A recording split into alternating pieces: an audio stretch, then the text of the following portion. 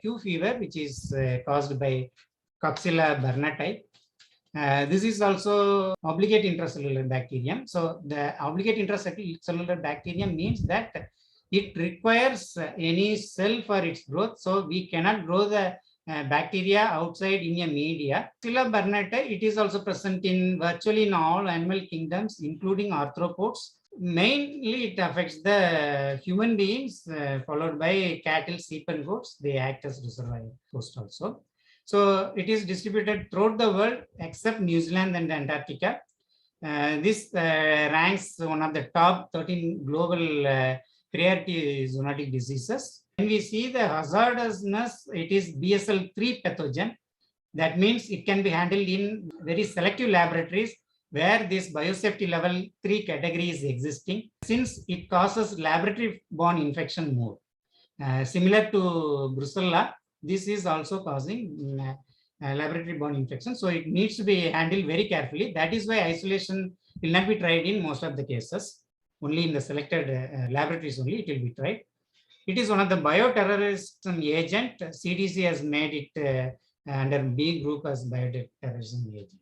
It is earlier classified under the different group, under gamma. Why? Because this rickettsia group, they need arthropod vectors for transmission, whereas this Coxella burnetii, even though it can transfer through ticks, it is not mandatory for the presence of ticks to transfer the infection from one animal to the other animal. In case of rickets, mostly the target cells is endothelial cells, whereas here the target cells are different. So these are some of the reasons why they differentiated it from rickets cell group and made into a separate group as Coxiella, genus Coxiella. So it also exists in two forms. One is virulent phase 1 form and avirulent phase 2 form. So this phase 1 form is found in animals. When it is infecting, it will be in phase 1 form. When it is propagated in the laboratories, it was again and again propagation. So it will convert into the avirulent form. But this phase 2 form is the major immunogenic determinant. But nowadays, axonic mediums are being developed wherein you don't require any cells for growing this. Only the media can grow this organism. So otherwise, it needs embryonated eggs or the cell lines. So this target cells for this organism is monocytes and the macrophages. And this is also one of the acidophilic bacterium. It loves to be in the acid. So that is why it goes into the inside the cell. It meets the lysosomes. So it doesn't bother about that because its enzymes are active in the lower pH. It can be inactivated by 0.05% hypochlorite, 5% hydrogen peroxide, or 1 in 100 dilution of Lysol. Of course, it can occur in all the animal kingdom, and mostly the reservoir hosts are cow, goat, sheep, and the rodents. Domestic ruminants are mainly the subclinical carriers. It can shed the bacteria, and this is one of the major problem in persistence of the infection and causing zoonotic infections. It can inhabit all the various species of ticks, soft and hard ticks. Animals are chronically infected. They may not express much of the clinical signs unless or otherwise the signs abortions in case of sheep and goats. Otherwise, most of the animals act as the carriers. In cattle, it can cause infertility and lower birth weight. Transmission to the humans is from the infected goats, wherein it can go through the milk if they are not consuming the cattle milk. So there are many studies globally. In India also, is endemically present in our India. This is a snapshot showing about presence of Coxella in goats. And this is a snapshot showing about the presence of Coxella in human beings. So when we talk about the sources, it can be from anything: milk, urine, feces, mucus of vagina or semen, or from the infected animals. And the main issue here is the setting pattern of the animals.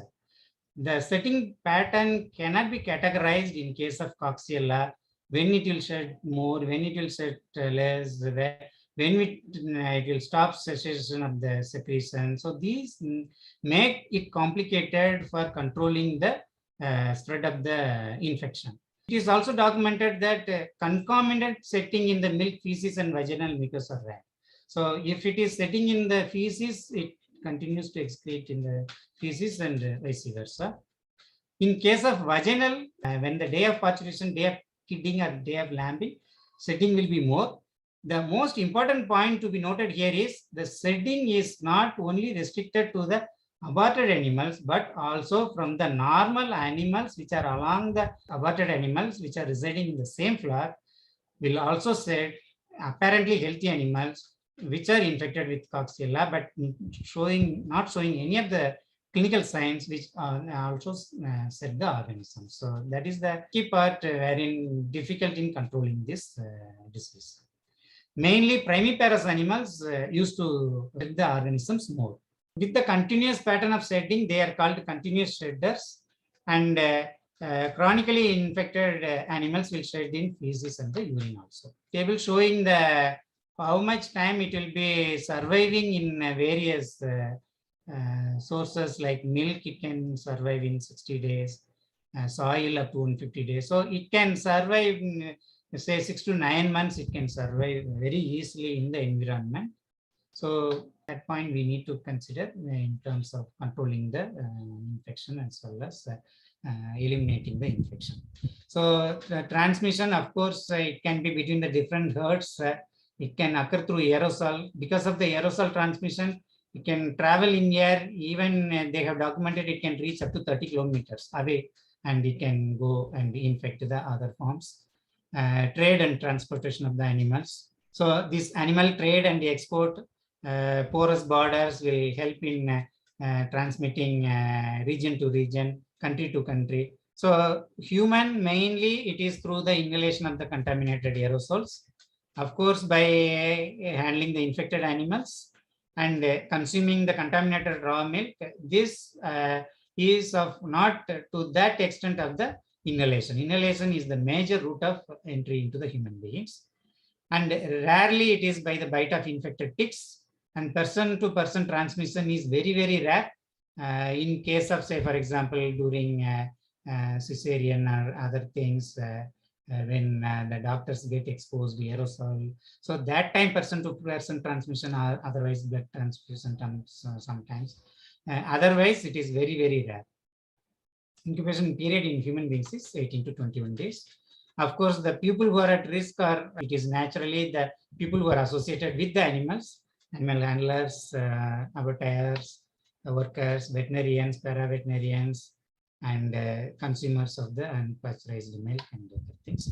So this is in a nutshell showing the transmission cycle of the Coxiella, wherein it follows a domestic cycle and predator cycle, and spillage in the wildlife cycle. Zoonotic cycle is also possible, and in case of human beings, they get from all sources, direct or the indirect contact, ingestion and inhalation.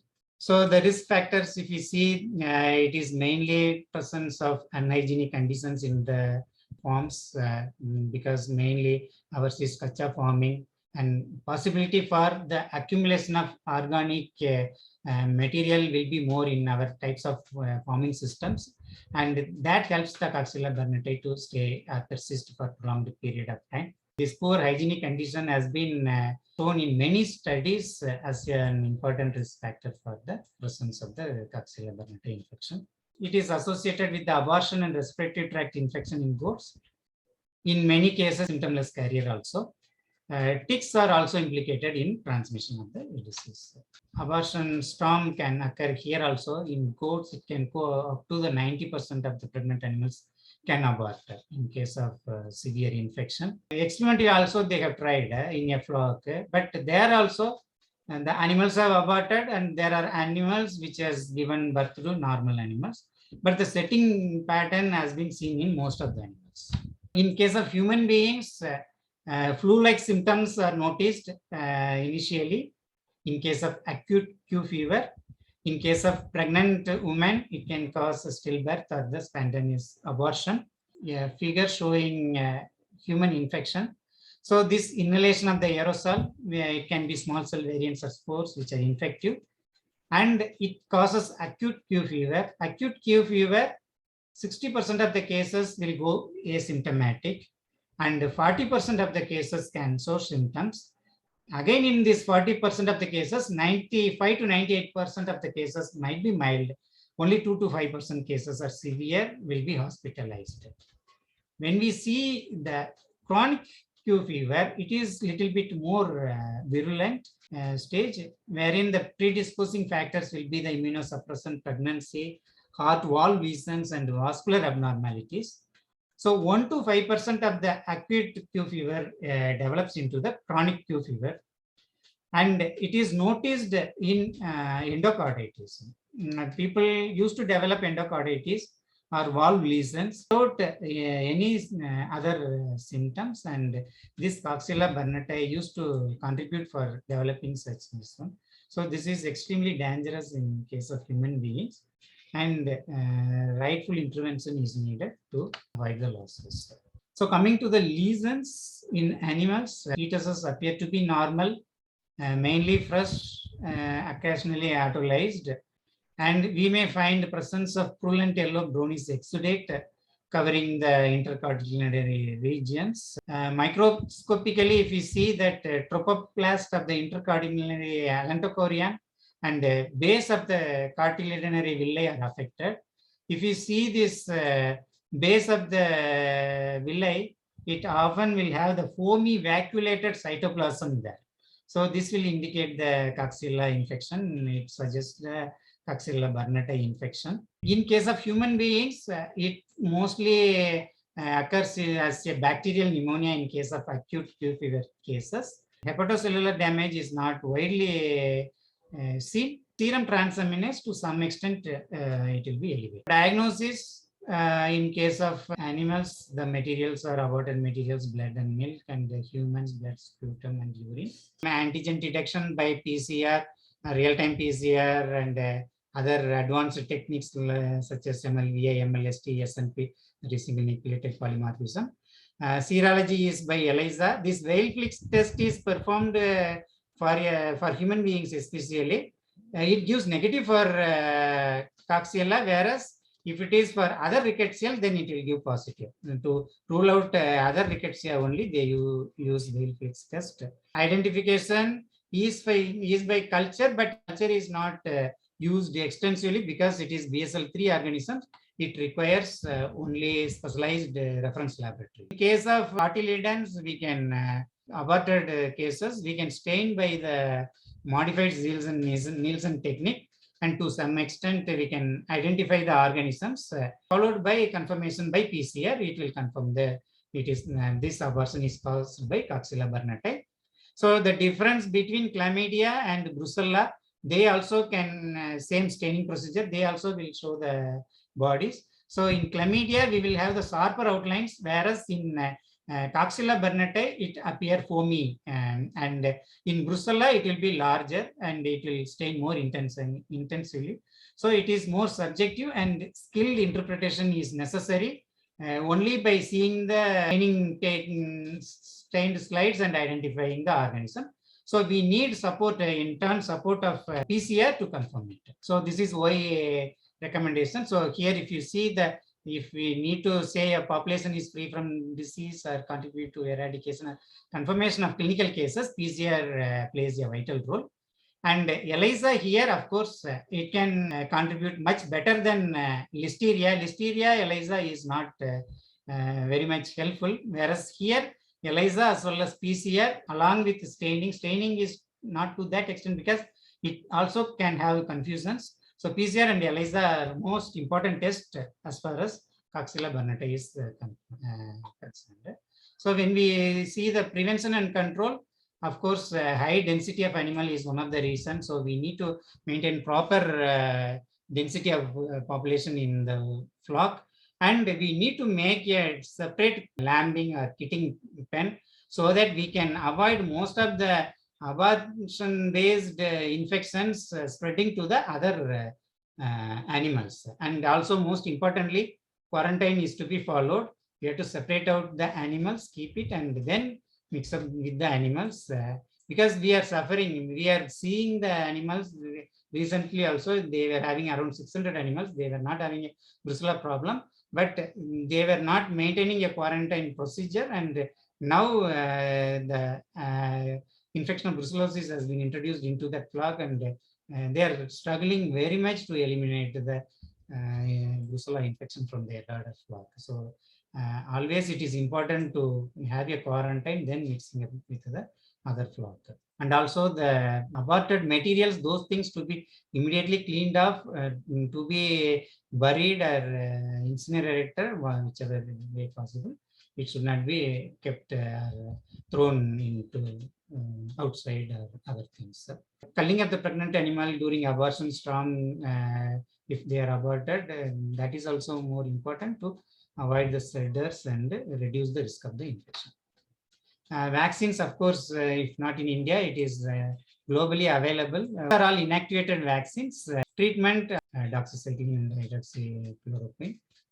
This is in a nutshell or in a brief. I wanted to tell about the Q fever as well as listeriosis. And my finishing slide, I want to close it with my own experience that see, this is the animal one farm we visited, and I am attending a dystocia from that farm. Even this is pre-COVID period, so even I was not wearing the mask also. Unexpectedly, we went to a farm, and we went for a different purpose, and we have seen this. And this is the common scenario in most of the veterinarians people will be facing. And this animal, after collecting the serum, after removing the fetus as well as after collecting the serum, that day evening, I checked it. It was heavy positive of brucella animals. So likewise, in the field, we are handling many of the cattle, sheep, and goat with various infectious agents. So I request all of you to take the maximum precautions. The first one is to prevent ourselves from getting infection, as well as preventing the animals to avoid the further spread. So I insist all the veterinarians in this forum to take all the necessary precautions while handling, especially dystocia, and while handling the such animals.